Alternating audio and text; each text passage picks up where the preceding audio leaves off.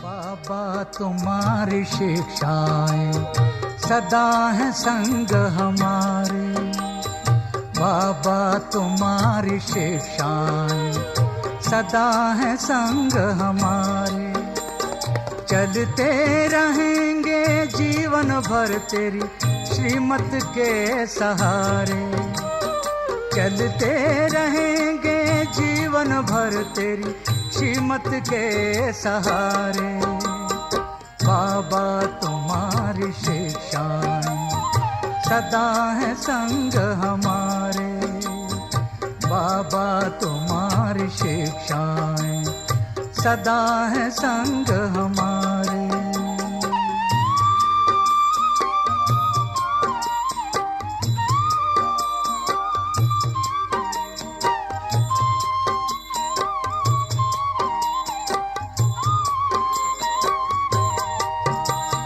ना दुख देना ना दुख लेना तूने।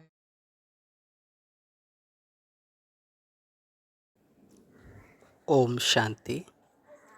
అవ్యక్త చింతన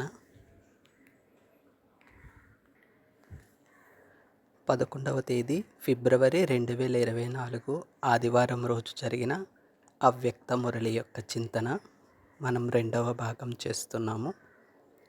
ఈ మురళి యొక్క రివైజ్ డేటు 24 ఫిబ్రవరి 1998.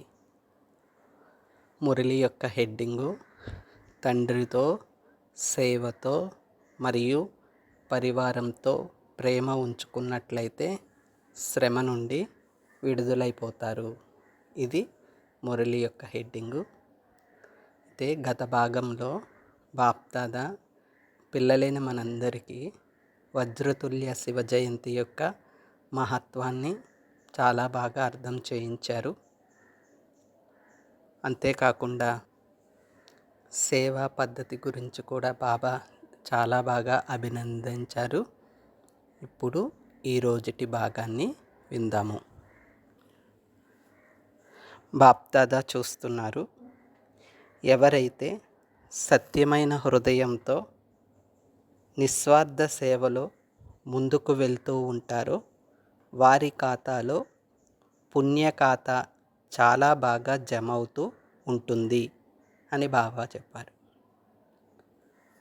పిల్లలైన మనందరం కూడా పురుషార్థంలో ముందుకు సహజంగా వెళ్ళాలి అంటే పుణ్య ఖాతా చాలా అవసరం.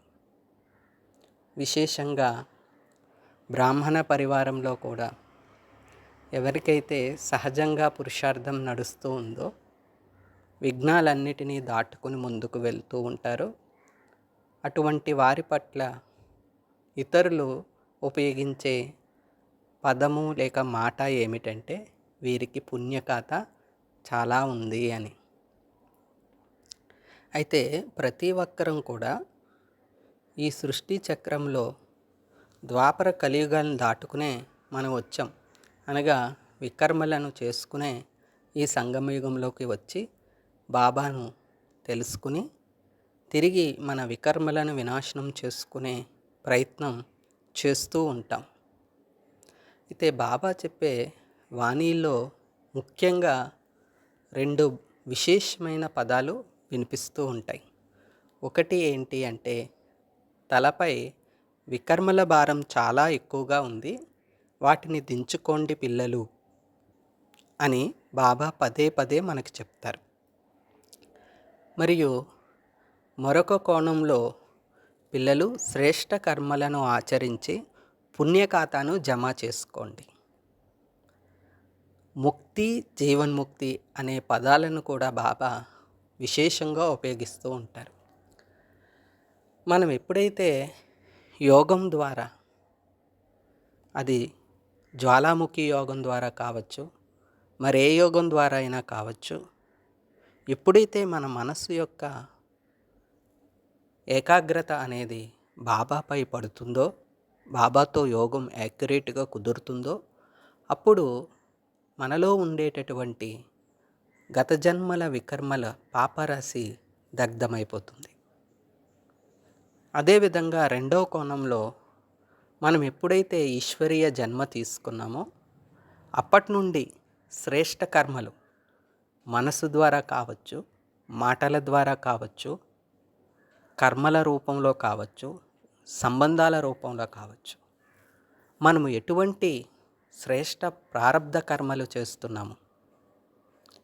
అందుకే బాబా పదే పదే చెప్తూ ఉంటారు, పిల్లలు మీరు చేసుకునే ఈ పురుషార్థం యొక్క ప్రాప్తి 21 జన్మలకు మీతో పాటు వస్తుంది అని. మరే యుగానికి లేని విశేషత ఈ సంగమయుగంలోని కర్మకి ఉన్నది. సంగమయుగంలో బ్రాహ్మణుల యొక్క మన కర్మ యొక్క మహత్వం ఏంటంటే, ఇప్పటి మన కర్మ అనేక జన్మల భాగ్యాన్ని తయారు చేస్తుంది. ఇప్పటి మనం చేసే యోగం అనేక జన్మల వికర్మాలను దగ్ధం చేస్తుంది. సత్యయుగంలోని కర్మలు చేస్తాము, త్రేతా ద్వాపర కలియుగంలోని కర్మలు చేస్తాం, అక్కడ కూడా యోగం చేస్తాం. అంటే యోగం అంటే వేరే వాడిని గుర్తు చేసుకోవటం కానీ, వస్తువుల్ని గుర్తు చేసుకోవడం కానీ, ఏదో విధంగా యోగం చేస్తూ ఉంటాం. బాబాతో యోగం చేయం కానీ, బాబా పరిచయం ఉండదు కానీ, యోగం అయితే అక్కడ నడుస్తూ ఉంటుంది. కానీ ఈ సంగమయుగంలో ఎప్పుడైతే బాబాను స్మృతి చేస్తామో, ఒకటి వికర్మలు వినాశనం అవుతాయి, బాబా చెప్పిన జ్ఞానాన్ని మనసా వాచా కర్మన ఆచరిస్తామో అప్పుడు పుణ్యఖాత అనేది జమ అవుతుంది. అందువలన బాబా ఈ అవ్యక్త మురళిలో పిల్లలైన మనందరికీ కూడా 3 ఖాతాలను ఎల్లప్పుడూ చూస్తూ ఉంటాను అని బాబా చెప్పారు. అవేమిటి అంటే, బాబా అంటున్నారు, 1వది మీ పురుషార్థం ద్వారా ప్రాలబ్ధం యొక్క ఖాతా. 2వది సంతుష్టంగా ఉంటూ ఇతరులను సంతుష్టంగా చేయడం ద్వారా వచ్చేటటువంటి ఆశీర్వాదాల ఖాతా. ఇక 3వది యథార్థ యోగయుక్త యుక్తియుక్త సేవకు ఫలితంగా పుణ్యఖాత. ఈ 3 రకాల కర్మల ద్వారా మన పుణ్యఖాత అనేది భర్పూరుగా అనగా నిండుగా జమ అవుతుంది అని బాబా చెప్తున్నారు. అందరికీ బాబా జ్ఞానం ఒకేలా ఇస్తారు. ఆదిరత్నాలు అవ్వచ్చు, అంతిమ పూసలో ఉండేటటువంటి ఆత్మ కావచ్చు, ప్రతి ఒక్కరూ ఈ మురళిని మనం వింటాం, మననం చేస్తాం.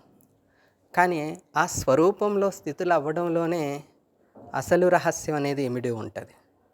ఎవరైతే బాబా చెప్పిన జ్ఞానంలో ఆ పాయింట్లో స్వరూపంలో స్థితులు అవుతారో, చెప్పడం, చేయటం, ఇక 3వది అలా ఉండటం, అందులో ఇమిడిపోవటం, అప్పుడు మనకి ఇటువంటి పుణ్యఖాత అనేది జమ అవుతుంది. మనం పురుషార్థం ద్వారా అనేక రూపాల్లో బాబాను స్మృతి చేస్తాము, బాబా యొక్క సేవ చేయడానికి ప్రయత్నం చేస్తూ ఉంటాం. పురుషార్థము అంటే ప్రేమగా అమృతవేళ యోగం చేయటం, అదే ఈశ్వరీయ విద్యార్థిగా కూర్చుంటూ మురళి వినటం, స్వమానం రాయటం కావచ్చు, బాబా సేవ చేయటం కావచ్చు, ఇవన్నీ కూడా పురుషార్థం. బాబా మనకి ఏదైతే గాడ్లీ లైఫ్, గాడ్లీ స్టూడెంట్ లైఫ్లో ఏవైతే ఇన్స్ట్రక్షన్స్, సూచనలు ఇచ్చారో వాటన్నిటినీ మనం పాటిస్తున్నాం. ట్రాఫిక్ కంట్రోల్ పాటించడం కావచ్చు, అదేవిధంగా మనం తెలిసి తెలియక చేసిన తప్పులను సరిదిద్దుకునే ప్రయత్నం చేయడం కావచ్చు, ఇవన్నీ కూడా మన యొక్క పురుషార్థాల్లో ఎవరికి వారికి వ్యక్తిగత పురుషార్థాల్లోకి వచ్చేస్తాయి. కాబట్టి ఈ పురుషార్థం ద్వారా ప్రారబ్ధం యొక్క ఖాతా, అది 1వది. ఇక 2వది సంతుష్టంగా ఉండటం, ఇతరులను సంతుష్టంగా చేయటం. ఇది ఇంకా పెద్ద సబ్జెక్టు. సంతుష్టంగా ఉండటం అనేది నోటి మాటల ద్వారా చెప్పడం కాదు, వినడం కాదు, ఆ స్వరూపంలో స్థితులై చూపించడంలోనే మార్కులు మనకి లభిస్తాయి. మనం ఎప్పుడైతే అన్ని రూపాలలో సంతుష్టంగా ఉంటామో అప్పుడు ఇతరులను కూడా సంతుష్టం చేయగలుగుతాం. ఇప్పుడు చూడండి, మనం బ్రాహ్మణ పరివారంలో ఉన్నప్పుడు అది మురళీ క్లాస్ కావచ్చు, బట్టి కావచ్చు, మరి విశేషమైన ప్రోగ్రాం కావచ్చు, అందరూ నవ్వుతూ ఉంటారు, అందరూ హ్యాపీగా ఫీల్ అవుతూ ఉంటారు, ఒకరితో ఒకరు ప్రీతిగా ఓం శాంతి అని చెప్పుకుంటూ ఉంటారు. అన్నీ చేస్తూ ఉంటాం. కానీ వ్యక్తిగతంగా వచ్చేసరికి ఒకరితో ఒకరు పోల్చుకోవటం లాంటిది, లేదా డ్రామాతో పోల్చుకోవడం లాంటిది, అనేక రకాల రూపాలలో మాయ మనల్ని ప్రలోభానికి దారితీస్తూ ఉంటుంది, ప్రలోభం చేయిస్తూ ఉంటుంది.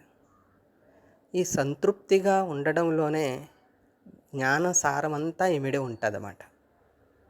సంతృప్తిగా ఉండడం అంటే ఏ పురుషార్థం చేయకుండా ఇలా దొరికితే చాలులే, ఈ విధంగా అవుతే చాలులే, స్వర్గంలోకి వెళ్తే చాలు, ఓహో భాగ్యం, ఇలా అనుకోవడం సంతృప్తి కాదు.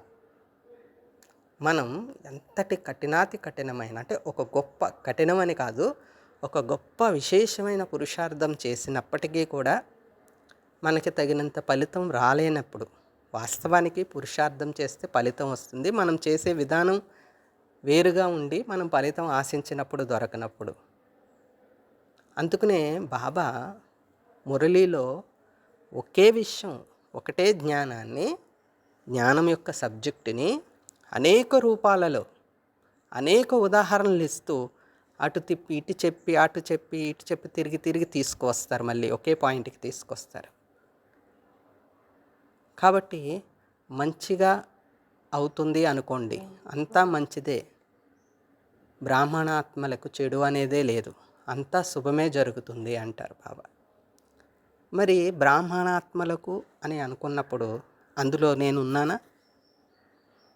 నేనున్నానా లేదా అనేది మనం చింతన చేద్దాం ఒకసారి. మనకి జరిగేదంతా మంచిదే అంటే ఉదాహరణకు చూడండి, ఎవరికైనా ఏదైనా తప్పు చేసినప్పుడు వాళ్ళకి దండన లభించిందనుకోండి, శిక్ష లభించిందనుకోండి, మంచి పని అయింది, వాళ్ళు చేశారు కాబట్టి వాళ్ళకి అలాగ ఫలితం వచ్చింది అని సాధారణంగా లౌకిక మనుషులు కూడా అంటారు. అటువంటిదే మన వ్యక్తిగత జీవితంలో స్వయంగా మనకు వచ్చేసరికి మాత్రం మనం అసంతుష్టం అయిపోతాం. నాకే రావాలా, నాకే జరగాల, పలానా వాళ్ళు నన్నే నిందించాలా, నేనే దొరికేనా, ఇలాంటి అనేక రకరకాల భాషల్లోకి మన మనసు వెళ్ళిపోతుంది. స్థూలంగా అయితే సంతోషంగా ఉన్నట్టే కనిపిస్తాం, కానీ సూక్ష్మంగా ఇటువంటి వ్యర్థ సంకల్పాలు వికల్పాలతో మన యొక్క సంతుష్ట ఖాతాను అనేది మనమే తగ్గించేసుకుంటూ ఉంటాం. కాబట్టి మనం సంతుష్టంగా ఉంటూ, ఎందుకంటే మనకి దాత మన తండ్రి అయిపోయారు. మనం గత భాగాలలో విన్నాం బాబా యొక్క విశేష పాలన. మన పిల్లల కన్నీటిని తుడవడానికి వస్తాను అన్నారు బాబా. అదేవిధంగా ఎప్పుడైనా నిరాశపడిపోయినప్పుడు ఆహ్లాదపరచడానికి స్నేహితుడిగా వస్తానని అన్నారు బాబా. ఎన్ని రూపాలలో ఏ లౌకిక వ్యక్తి చెప్తారు? ఏ లౌకిక వ్యక్తి ఇంత అపురూపంగా ప్రేమగా పాలన చేస్తారు? అది సాధ్యం కాదు కదా. ఒక్క పరమాత్మకే బేహద్దు ప్రేమ ఇవ్వడం అనేది సాధ్యమవుతుంది. కాబట్టి మనము చింతన చెయ్యాలి. ఏంటి అంటే, నేను సంతుష్టంగా ఉంటున్నానా? బాబా చెప్పిన లక్ష్యం ఏంటి? నేనేం చేస్తున్నాను? బాబా చెప్పిన లక్ష్యానికి చేరుకున్నప్పుడు మనం ఆటోమేటిక్గా సంతుష్టంగా ఉంటాం. అంతేగాని ఏదీ చేయకుండా అలా ఊరికే సాధారణ రీతిలో పురుషార్థం చేసుకుంటూ దీనికి సహజ పురుషార్థం అనే ఒక పేరు పెట్టేసి మామూలుగా నార్మల్గా వెళ్ళిపోతున్న దాన్ని సంతుష్టంగా ఉండడం అని ఏది అనరు, అలా అనరు. ఉదాహరణకి మన పితాశ్రీ బ్రహ్మబాబా గారిని తీసుకోండి. డైరెక్టు శివబాబాయే నీ విష్ణువుగా అవుతావు, సత్యుగపు ప్రథమ రాకుమారుడువి నీవే అని చెప్పిన బ్రహ్మబాబాలో పురుషార్థంలోని ఏదైనా చిన్న తక్కువది ఏదైనా కనిపిస్తుంది, ఒక్కసారి మనం చింతన చేయండి. ఒకసారి ఏదైనా ఎంతటి శ్రేష్టమైన విశేషమైన పురుషార్థం బ్రహ్మబాబాది, మనం చెప్పుకోవడానికి అది సరిపోదన్నమాట. మరి నీవే నారాయణుడిగా అవుతావని చెప్పినప్పటికీ కూడా వాళ్ళు అంత అత్యున్నతమైన స్థాయిలో పురుషార్థం చేశారు. నీవే శ్రీలక్ష్మిగా అవుతావని ఓం రాధకి అనగా మా అమ్మకి చెప్పారు. మరి మా అమ్మకి అకస్మాత్తుగా అనారోగ్యం వచ్చి శరీరం వదలాల్సిన పరిస్థితి ఏర్పడినప్పుడు, అయ్యో! నేనే లక్ష్మిగా అవుతాను, మరి నాకిదేంటి? ఇలాంటి అనారోగ్యం రావడం ఏంటి అని ఏదైనా ఒక్క సంకల్పం చేశారా మా అమ్మ? ఓహో! బాబా ఇంతవరకు ఈ పాత్ర, ఈ శరీరం ద్వారా సేవ చేయడానికి డ్రామాలో ఫిక్స్ అయ్యి ఉంది మాట. సరే అని మా అమ్మ చాలా తేలికగా తీసుకున్నారు. అంటే ఎప్పుడైతే స్వయం మనకు మనం ఉన్నత స్థాయిలో ఉంచుకుంటామో మన స్థితిని, అదే సంతుష్టతకు దారితీస్తుంది. ఎప్పుడైతే మనం పరచింతనకి పోయి ప్రతి వస్తువుతో, వ్యక్తితో, వాతావరణంతో అన్నిటితో పోల్చుకుంటే మనసంతా గజిబిజి గందరగోళం అయిపోయి ఉన్న సంతోషం కూడా పోతుంది. సంతృప్తి, సంతుష్టత అనేది అస్సలు ఉండదు.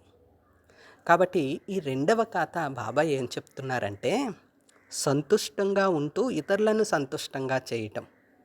దీని ద్వారా ఆశీర్వాదాల ఖాతా వస్తుందంట. ఆశీర్వాదాల ఖాతా ఉన్నతి జరుగుతుంది. అందుకనే చూడండి బాబా చెప్తారు ఏంటంటే, ముందు మీరు ప్రతి ఒక్కరిని ముందు పెట్టండి. పిల్లలకి ప్రేమనివ్వండి. పెద్దవాళ్ళకి, బ్రాహ్మణ పరివారంలో ఉండే పెద్దవారికి గౌరవాన్ని ఇవ్వండి. ఇవ్వడంలోనే తీసుకోవడం ఇమిడి ఉంది అని అంటారు బాబా. ఎప్పుడైనా సరే ఒకవేళ పెద్దవాళ్ళలో ఒక తప్పు కనబడింది అనుకోండి, మనం డైరెక్ట్గా వాళ్ళకి తప్పు అని చెప్పనవసరం లేదు. మన మనసా సంకల్పం చేయాలి అప్పుడు. ఎందుకంటే మనం చూసే విధానం ఒక్కొక్కసారి తప్పు అవ్వచ్చు. కాబట్టి బాబా ముందు కూర్చుని ఇది తప్పేమో కదా బాబా అని చెప్పడం, అంతటితో మనసును తేలిక చేసేసుకోవాలి. అలాగే మనకన్నా చిన్నవాళ్ళు బ్రాహ్మణ జీవితంలో ఎవరైనా వేరే మార్గాల్లోకి వెళ్ళిపోతున్నప్పుడు వాళ్ళకి ముందుగా స్థూలంగా వాచా ద్వారా అయినా చెప్పాలి, ఆ తర్వాత మనసా ద్వారా అయినా చెప్పాలి. ఏదో విధంగా ఆత్మను రక్షించేందుకు ప్రయత్నం చేయాలి. సంతుష్టంగా ఉండటం మరియు ఇతరులను కూడా సంతుష్టంగా చేయటము అంటే, దీనిలోని అంతర్రహస్యం ఏంటి అంటే, ఎప్పుడు ఎవరు సంతుష్టంగా అవుతారు? ఎవరికైతే భగవంతుడి ప్రాప్తి కలుగుతుందో వారే సంతుష్టంగా ఉంటారు. అర్థమైందా? ఒక స్వీట్ ఇవ్వడం ద్వారానో, లేదంటే ఇంకొకటి మరొకలా అని కాదు, కానీ ఏదైనా ప్రసాదం ఇవ్వడమో కానీ దీని ద్వారా సంతుష్టడం కాదు. భగవంతుడి ప్రాప్తికి, భగవంతుడి వారసత్వానికి వారిని అధికారులుగా చేయటం, ఇది ఆత్మిక సంతుష్టత, ఇది అలౌకిక సంతుష్టత. అంతే తప్ప ఈ విషయంలో ఇతరులను మన వైపు తిప్పుకోవడం కాదు, మన వైపు అటెన్షన్ పెట్టడం కాదు. ఎవరి వైపు అటెన్షన్ తీసుకువెళ్ళాలి? బాబా వైపు తీసుకువెళ్ళాలి, శివబాబా వైపు తీసుకువెళ్ళాలి. ఎప్పుడైతే మన యొక్క ఏకాగ్రత, మన యొక్క సంలగ్నత బాబా మీద ఉంటుందో, బాబా ఇచ్చిన జ్ఞానం మీద ఉంటుందో, బాబా చెప్పిన సేవ మీద ఉంటుందో, అప్పుడు ఆటోమేటిక్గా మన ఆత్మ సంతుష్టంగానే ఉంటుంది. అందుకనే కదా ఆదిలో వాళ్ళు ఎన్ని రోజులు పురుషార్థం చేశారని, ఏమి పొందాలో అది పొందుకున్నాను అన్న పాట పాడారు వాళ్ళు. చెప్పండి ఒక్కసారి, ఆలోచించండి, చింతన చేయండి. వాళ్ళకి ఇప్పట్లో ఉన్నంత బుక్స్ కానీ, కోర్సు చిత్రాలు కానీ, పాటలు కానీ, సాకార మురళీలన్నీ కూడా హిందీ సినిమాలో ఇంచుమించు తీసుకున్న సాంగ్సే కదా. బాబా జ్ఞానానికి అర్థం వచ్చేలా ఉండే సాంగ్సే కదా. మరి వాళ్ళకి ఆ టైంలో ఎటువంటి సాధనాలు లేనప్పటికీ వాళ్ళ మా మనసు యొక్క అంతరాలలో ఏమి పొందాలో అది పొందుకున్నాను, తృప్తి అయిపోయింది, ఇంకా నాకు ఏదీ వద్దు అన్న మనసు నుండి ఆంతరికంగా వచ్చిన పాట ఎలా వచ్చింది అంటే, ఎప్పుడైతే భగవంతుడి యొక్క ప్రాప్తి మనకి లభిస్తుందో అప్పుడు సంతుష్టం అవుతాం. ఎప్పుడైతే మనం ఇతరులకు కూడా అటువంటి ప్రాప్తిని అందించే అవకాశం ఇస్తామో, మనం ఒక వాహనం అవుతామో, అటువంటి సేవ చేస్తామో, అప్పుడు కూడా ఇతరులు సంతుష్టంగా అవుతారు. కాబట్టి బాబా అంటారు, మీకు మీరు దయ చూపించుకోండి ఫస్ట్ అంటారు. మీరు సంతుష్టంగా ఉండండి ఫస్ట్, ఆ తర్వాత ఇతరులను సంతుష్టం చేయండి. కాబట్టి మనం సంతుష్టంగా ఉంటూ ఇతరులను సంతుష్టంగా చేయడం ద్వారా ఆశీర్వాద ఖాతా అనేది వృద్ధి అవుతుంది. మరి బాబా ఏం చెప్తారు? ఆశీర్వాదాల ఖాతా ఉంటే పురుషార్థం అనేది సహజం అయిపోతుంది. మెట్లు ఎక్కక్కర్లేదు, లిఫ్ట్ మాట. మెట్లు ఎక్కితే ఆయాసం వస్తుంది, సమయం పడుతుంది. లిఫ్ట్ అయితే ఒక్క సెకండ్లో తీసుకువెళ్తుంది ఉన్నత స్థాయికి. అదే అంటే ఆశీర్వాదాలు ఖాతా ఉన్నతి అవ్వడంలో స్వయం సంతృష్టి. బాబా చెప్పే జ్ఞానం అంతా చాలా యాక్యురేట్. ఎవ్వరు ఏమి అనేడానికే ఉండదు ఈ భగవంతుడి జ్ఞానం గురించి. అందువల్ల బాబా ఏం చెప్పారు, స్వయం సంతుష్టంగా ఉంటూ ఇతరులను సంతుష్టంగా చేయడం ద్వారా ఆశీర్వాదాల ఖాతా. మొదటిదేటి మీ పురుషార్థం, మీ వ్యక్తిగత పురుషార్థం ద్వారా ప్రారంధం యొక్క ఖాతా. రెండవది సంతుష్టంగా ఉంటూ ఇతరులను సంతుష్టంగా చేయడం ద్వారా వచ్చే ఆశీర్వాదాల ఖాతా. ఇక మూడవది పుణ్యఖాతాలో మూడవ పాయింట్ యథార్థ యోగయుక్త యుక్తియుక్త సేవకు ఫలితంగా పుణ్యఖాతా అనేది జమ అవుతుంది. ఇది సందర్భోచితంగా సందర్భానికి తగ్గట్టుగా సేవాక్షేత్రంలో ముందుకు వెళ్తున్నప్పుడు మనం ఎలా ఉండాలి, యోగయుక్తంగా యుక్తియుక్తంగా సేవ చేయాలి. బాబా చాలా సందర్భాలలో ఈ శిక్షణ, ఈ ఇన్స్ట్రక్షన్ పిల్లలైన మనందరికీ ఇచ్చారు.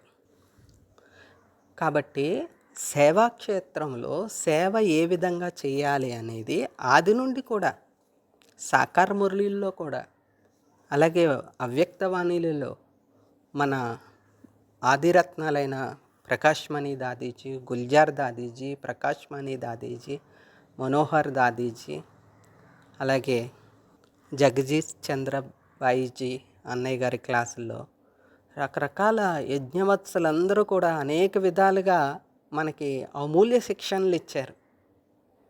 సేవ చేయడం అంటే బాబాను ప్రత్యక్షం చేయటం, అంతేగాని బాబాకు డిస్సర్వీస్ చేసే విధంగా మన సేవ ఉండకూడదు. బాబా సేవ కోసం ఎన్ని శిక్షణలు ఇస్తారు చెప్పండి. నాడి చూసి సేవ చేయమంటారు, అలాగే మందిరాలకి వెళ్ళి సేవ చేయమంటారు. అందుకనే బాబా మనకు ఒక సిస్టమ్ ఏర్పాటు చేశారు. ఎవరికి పడితే వాళ్ళకి ఎప్పుడు ఆశ సేవ చేయాలనే సంకల్పం వస్తుందో అప్పుడు సేవ చేసేయడానికి వెళ్ళిపోకుండా ఒక సిస్టమ్, ఒక పద్ధతి అనేది ఏర్పాటు చేశారు. ఆ పద్ధతి ద్వారా మనం సేవాక్షేత్రంలో ముందుకు వెళ్ళడం ద్వారా ప్రారంధం కూడా ఒక పద్ధతిగా ఉంటుందన్నమాట. మనకి ఎలా పడితే అలా చేయడం ద్వారా కాదు. అందుకనే నిమిత్తంగా పెట్టిన సోదరి సోదరుల ద్వారా అందరూ బాబా అవ్యక్తవాణిలో చూడండి, సాధారణంగా ప్రతి అవ్యక్తవాణికి చివరన మురళి అయిపోయిన తర్వాత బాబా యాద్ ప్యార్ చెప్పిన తర్వాత దాదీలతోనూ అందరితోనూ కలుస్తూ ఉంటారు కదా అవ్యక్త బాప్దాదా. అప్పుడు ఈ త్రిమూర్తి అన్నయ్యలతో కూడా కలుస్తూ ఉంటుంటారు బాప్దాదా. రమేష్ భాయ్, బ్రిజ్మోహన్ భాయ్, నిర్వేర్ భాయ్, ఈ ముగ్గురిని కలుస్తున్నప్పుడు మీరు ఒకసారి చింతన చేయండి. పాత అవ్యక్తవాణిలన్నీ ఒకసారి రిఫర్ చేయండి. ఈ ముగ్గురు బాప్దాదా, ఈ ముగ్గురు ముందుకు వచ్చేసరికి, తన ముందుకు వచ్చేసరికి అవ్యక్త బాప్దాదా ఒకటే చెప్తారు, పరస్పరం మీ ముగ్గురు మీటింగ్ జరుపుకొని ఒక నిర్ణయం తీసుకోండి.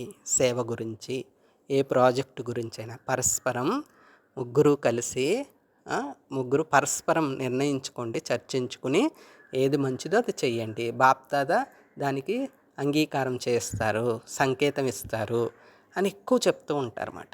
అయితే బాబాకు తెలీదా ఏ సేవ చేయాలో చేయించాలో? తెలుసు. కానీ మన యొక్క ప్రారంధ ఖాతా తయారవ్వాలి కదా. మన యొక్క సత్యత్రేతాయుగాలలో సంబంధాలు అనేవి తయారవ్వాలి కదా ఒకరితో ఒకరికి. అందుకని బాబా ఏం చేస్తారు, ఒక సమూహంగా, ఒక వసుదైవ కుటుంబకంలాగా ఈ సేవాక్షేత్రంలో కూడా ఒక పద్ధతి ఏర్పాటు చేశారు. ఇదే అవ్యక్తవాణిలో బాబా ముందు నిన్నటి భాగంలో మనం చింతన చేసాం. సేవా పద్ధతి చాలా బాగుంది అనేక వింగుల ద్వారా. ఆ వింగ్లే లేవనుకోండి సేవ చేయడం కొద్దిగా కష్టమై ఉండును. వింగ్స్ ఎప్పుడైతే హెల్త్ వింగు లేదా మిలిటరీ వింగు, ఇలాగ విఐపి, ఇలా ఏవో మనకున్నాయి కదా వింగ్స్, ఇన్ని రకాల వింగ్స్. మధువనం పరిచయం ఇచ్చేటప్పుడు, సంస్థ పరిచయం ఇచ్చేటప్పుడు ఇన్ని వింగ్స్ ఉంటాయని మనం అందరం చెప్తూ ఉంటాం కదా.